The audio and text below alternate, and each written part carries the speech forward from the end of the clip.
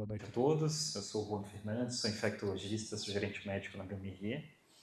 E aqui eu vou ter um super desafio, que é, na verdade, conectar um pouco qual que é a discussão que o Wilson vai nos trazer ao final, e a doutora Maria Tereza também. Mas eu queria só apresentar alguns conceitos para vocês em 10 a 15 minutos, para a gente tentar entender como que a gente traz esse ponto do diagnóstico de doenças infecciosas, qual que é o horizonte de inovação nessa área, para a gente pensar como se conecta com o tema de ATS de fato. Tá? Então eu vou falar rapidinho os cenários das doenças infecciosas, vou falar sobre abordagem sindrômica, como que está transformando de fato o diagnóstico das doenças infecciosas. Vou falar sobre a importância de algo que era muito desprezado até pouco tempo, né, que é a informação. Então, o dado do diagnóstico ele não era utilizado de fato e a gente precisa que a informação ela gere decisões estratégicas, gere vigilância efetiva. E algumas mensagens finais, mas tudo muito rapidinho aqui para a gente discutir esses conceitos. Então, não vou trazer evidências nem questões técnicas, quero muito mais levantar algumas bolas para a gente discutir ao final e ter uma boa discussão. Então, meus vínculos, sou gerente médico na Biomerier e tenho uma atuação assistencial na Reddor também. Primeiro ponto aqui é trazer para vocês um pouco do que a gente vive, né? Então, é muito importante a gente entender o que está por trás dessa temática de diagnóstico de doenças infecciosas, por que a gente precisa ser de fato efetivo nesse campo. A gente tem um número bastante elevado já de óbitos globalmente atribuíveis à resistência antimicrobiana, e a gente sabe que a emergência de novos mecanismos de resistência é um processo que é mais rápido do que o desenvolvimento de novos antimicrobianos. A gente tem um mismatch entre a forma como esse ponto avança e a gente tem novas soluções. A gente já tem a sepse, as infecções que evoluem com maior criticidade, respondendo por aproximadamente 20% dos óbitos globalmente. É uma causa de óbito extremamente relevante.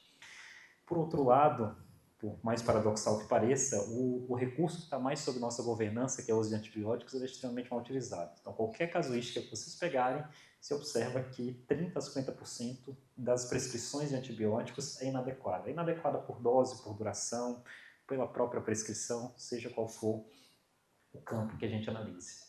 Quando a gente vem para o ambulatório, ainda pior. Pelo menos 30% são pacientes com infecções virais que nem sequer precisariam da prescrição de antimicrobiano.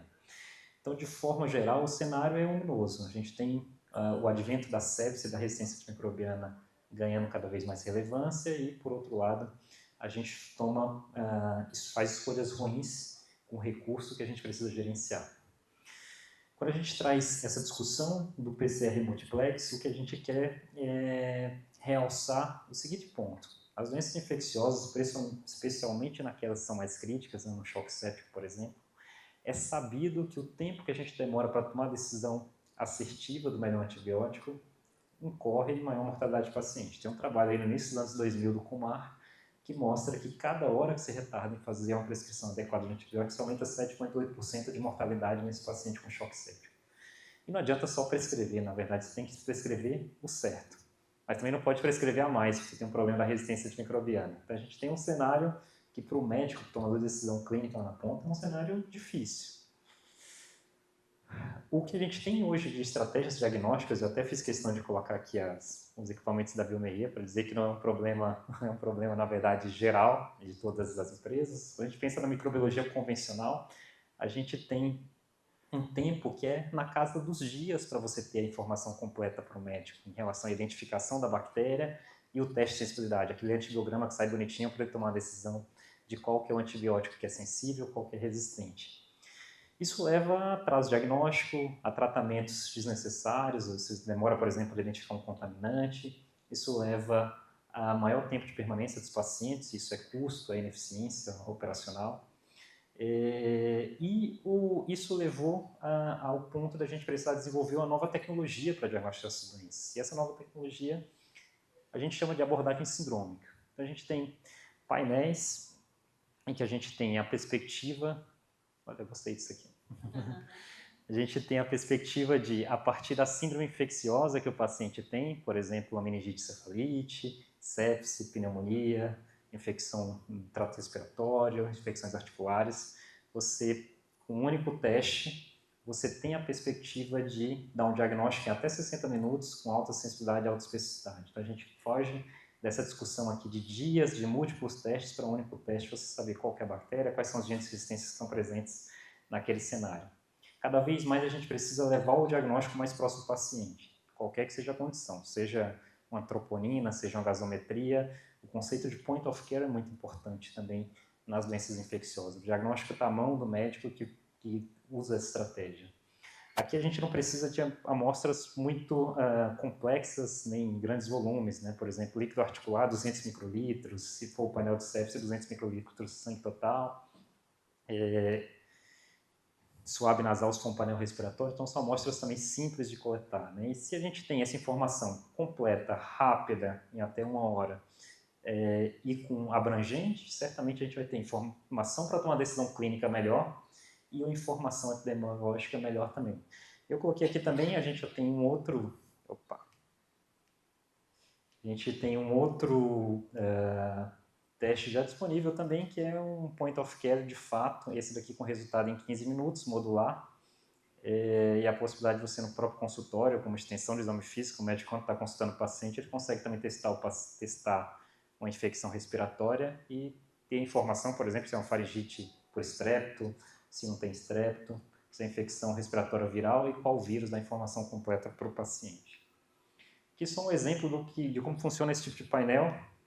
A gente tem aqui, no mesmo teste, 200 microlitros de sangue total, aqui no caso do painel de identificação de hemocultura positiva, você consegue identificar qualquer dos gram-negativos são importantes, as enterobactérias, os gram-negativos não fermentadores, são tipos de bactérias importantes para a sepse, as bactérias gram-positivas, até as que são difíceis de identificar com microbiologia convencional, como Listeria, 6 cândidas, cripto, que são extremamente importantes na terapia intensiva, tudo isso com sensibilidade de 99%, especificidade de 99,8%, que é elevadíssimo no cenário, qualquer que seja o cenário que você estude.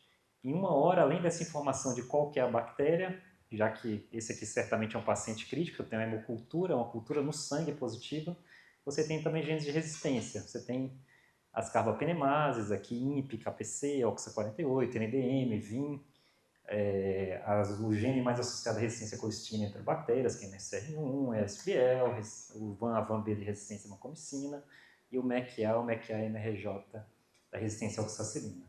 Então, aqui, para quem não está tão familiarizado, essa sopa de letrinhas parece uma discussão difícil, mas aqui a gente tem informação completa para o médico. O que ele precisa prescrever, pode ser mais restritivo, tem que ser mais liberal, ele consegue ter esse tipo de informação. Isso daqui é uma forma de a gente trazer uma tecnologia extremamente complexa, né, que requer expertise, mas que é muito simples de executar. Então, quem conhece biologia molecular mais antiga, sabe que você precisava de várias salas, precisava de pessoal com muita expertise, você precisava de múltiplos equipamentos, no mínimo, para fazer extração, amplificação e detecção. E aqui a gente está falando de uma tecnologia que consegue colocar tudo isso em um único equipamento com um tempo de preparação da amostra de 1 a 2 minutos. Então tudo é um pouchzinho do tamanho da palma da mão e você consegue, coloca uma agulhinha para fazer hidratação lá com o vácuo, coloca outra agulhinha com a amostra e todo o resto do processo ocorre de forma automatizada. Purificação, as 2 reações de PCR, eu não vou entrar em detalhes técnicos que eu acho que não é o nosso furo aqui. Mas é uma inovação, uma forma diferente de fazer diagnóstico, simples para quem executa, mas com a tecnologia embarcada que é, no mínimo, diria que bastante inovadora. Aqui era a forma como a gente fazia o diagnóstico antigamente. Então, cada amostra você faz um teste diagnóstico, você faz múltiplos testes, veio esse negativo, então eu vou pedir esse agora. Veio esse daqui negativo, vou fazer esse e aquele.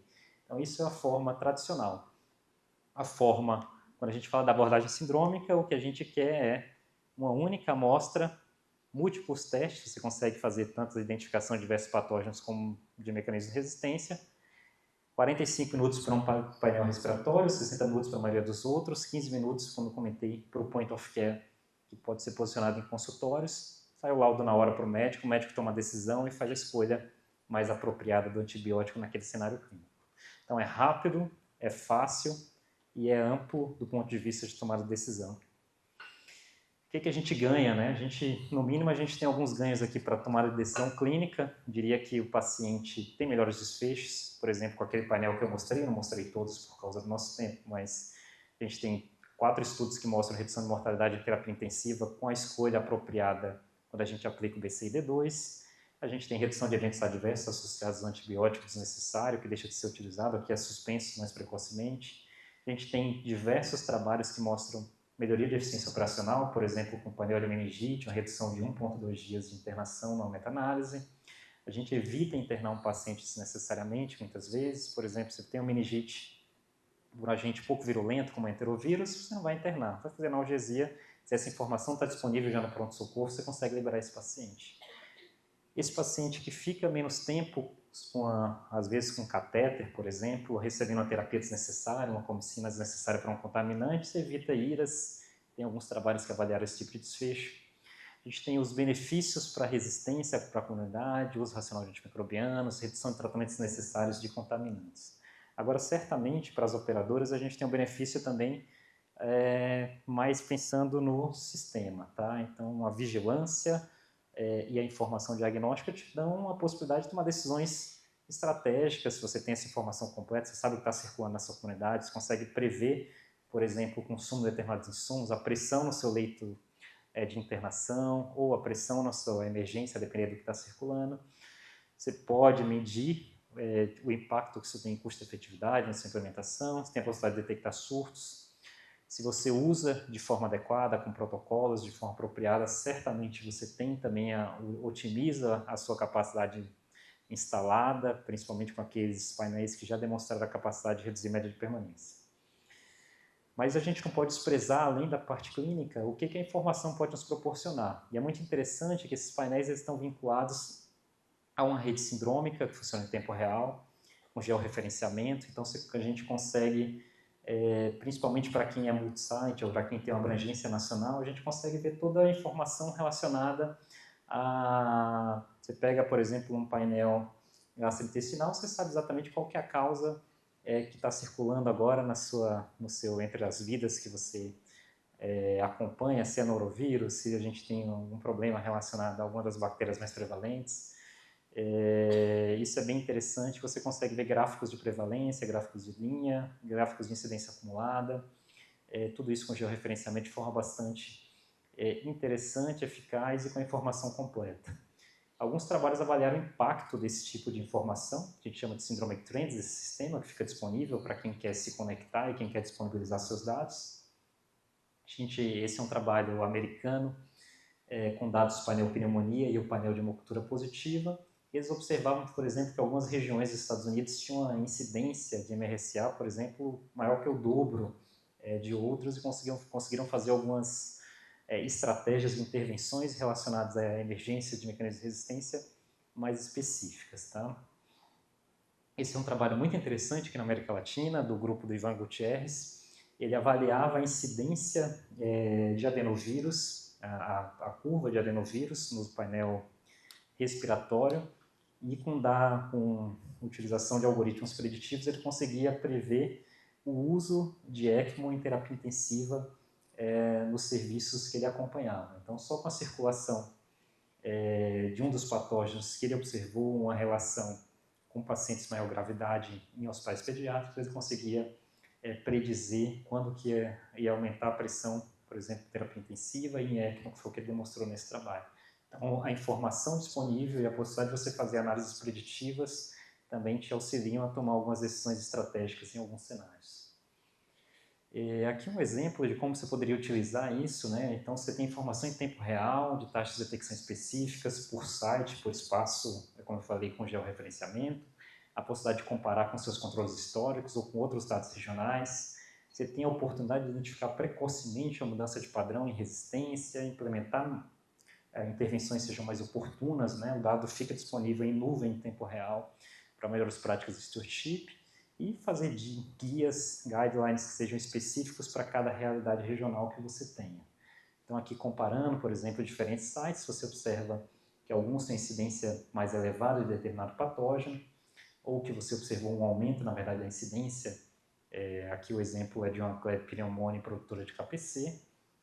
você deveria investigar quais são as práticas, perceber como que eu uso de antimicróbios naquele determinado site, quais são as práticas relacionadas à prevenção e controle de infecção hospitalar, e, a partir disso, tomar decisões informadas e que garantam uma melhor prática relacionada a antimicrobial stewardship. As mensagens finais agora, então a ideia aqui era muito mais apresentar os conceitos para discussão. Certamente, resistência antimicrobiana e sepsis são talvez os maiores desafios de saúde pública nesse século. Eu diria que o stewardship, esse uso corresponsável e assertivo, tanto das estratégias de diagnóstico como de antimicrobianos, certamente geram valor aos pacientes. Essas inovações no diagnóstico em doenças infecciosas, basicamente elas buscam uma estratégia que seja cada vez mais rápida, acurada, fácil de interpretar e que seja point of care, seja mais próximo do paciente. É isso que a gente gostaria. Qualquer que seja a intervenção, a novidade, a inovação relacionada a diagnóstico de doenças infecciosas, certamente o objetivo final é melhor uso do recurso antimicrobiano, que é bastante escasso. Redes sindrômicas como essa que eu mostrei para vocês, síndrome TRANS, impactam positivamente a vigilância epidemiológica, e certamente permitem um melhor gerenciamento de recursos relacionados à resistência e possibilitam decisões estratégicas, seja no nível da saúde suplementar, seja no nível de políticas públicas. Okay? Obrigado.